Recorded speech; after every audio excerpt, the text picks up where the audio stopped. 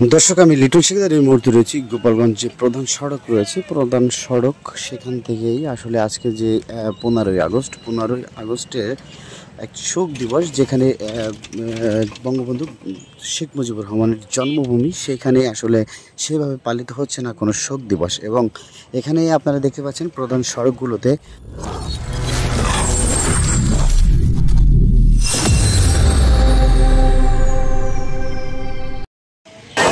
গোপালগঞ্জ প্রধান সড়কগুলোতে দেখা যাচ্ছে ফাঁকা, গাড়ি ঘোড়া একটু কম চলতেছে। এবং এখান থেকে দেখা যাচ্ছে এই রোডটা হচ্ছে আপনার গোপালগঞ্জ হেলিপোর্ট এবং 250 বিশিষ্ট গোপালগঞ্জ সদর হসপিটালের রোড দিয়েই ফাঁকা দেখা যাচ্ছে। এবং বঙ্গবন্ধু শেখ মুজিবুর রহমানের যে জন্মভূমিতে আসলে 15ই আগস্টের যে শোক দিবসটা ছিল সেখানে কাউকে দেখা যায়নি এবং তেমন কোনো দুর্ঘটনাও ঘটেনি, অপ্রীতিকর কোনো ঘটনা ঘটতে দেখা যায়নি এবং শোনা যায়নি। তো আপনারা দেরকে আমি দেখানোর জন্য চেষ্টা করছি। এবং গোপালগঞ্জে প্রধান সড়কগুলো রয়েছে সেখানে মোটামুটিভাবে ঠিক আগের মতোই চলছিল। এবং একটা জিনিস, আইন এর যে আমাদের পুলিশ বাহিনী এবং বিজিবি বাহিনী যাদেরকে দেখা যাচ্ছে এখানে কিছুটা একটু পরিবর্তন লক্ষ্য করা গেছে, যে কারণে কিছু পুলিশ কর্মীদের মোতায়েন করা হয়েছে আগের থেকে। কিছু কিছু গোল চত্বরে দেখা যাচ্ছে পুলিশ মোতায়েনের সংখ্যা একটু বেশি 15ই আগস্টকে কেন্দ্র করে।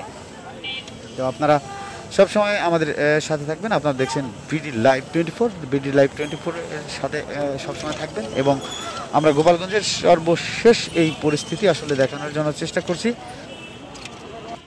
15ই আগস্টকে কেন্দ্র করে গোপালগঞ্জে তেমন কোনো শোক দিবস উদযাপন করতে দেখা যায়নি।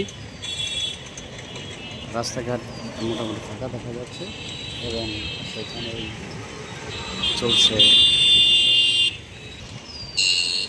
সব জায়গায় দেখা যাচ্ছে রাস্তাঘাট মোটামুটি ফাঁকা আছে। আসলে সেভাবে কোনো উদযাপন হয়নি 15ই আগস্টের যে বঙ্গবন্ধুর জন্মভূমি গোপালগঞ্জে এমনই কোনো দেখা যায়নি।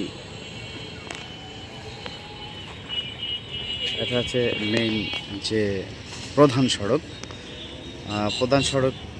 গোপালগঞ্জ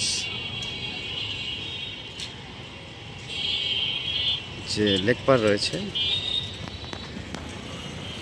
দর্শক, আপনারা যেটুকুই জেনেছিলেন, আমরা পরবর্তী সময় আমরা গোপালগঞ্জের বিভিন্ন স্থানে যে দেখানোর চেষ্টা করছি। এবং গোপালগঞ্জে যে ঘোনাপাড়া স্থানটি রয়েছে, যেখান থেকে টুঙ্গিপাড়া গোপালগঞ্জ বঙ্গবন্ধু শেখ মুজিবুর রহমানের বাসভবনের দিকে যেতে হয় টুঙ্গিপাড়ার দিকে। টুঙ্গিপাড়ার সেখানেও মোটামুটি রাস্তা ফাঁকা রয়েছে এবং পাশে লক্ষ্য করা যাচ্ছে ডান সাইডে পুলিশের আনাগোনা আছে। সর্বশেষ মুহূর্তে এই